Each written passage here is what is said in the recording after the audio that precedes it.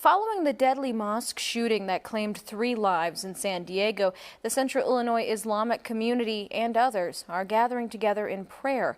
Dylan Skeen reports. At 1 p.m. on Friday, the Islamic Center of McLean County held their weekly Jumu'ah prayer. After the shooting at a San Diego mosque on Monday, many community leaders attended the prayer to show their support for the Islamic community. Also attending was Not in Our Town, a community organization set out to stop hate and bring communities together.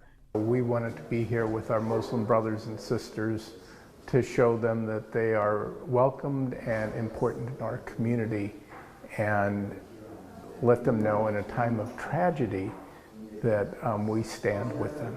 Along with the regular prayer ceremonies, the imam addressed the tragedy.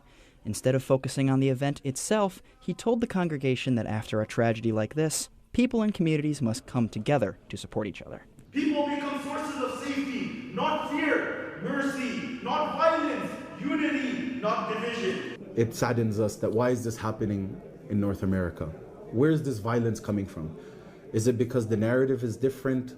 What narrative is being taught to our children? I mean, imagine 17-year-old and an 18-year-old carried out these attacks.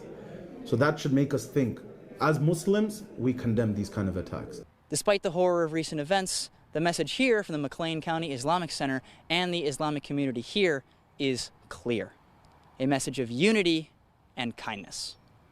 For 25 News, I'm Dylan Skeen.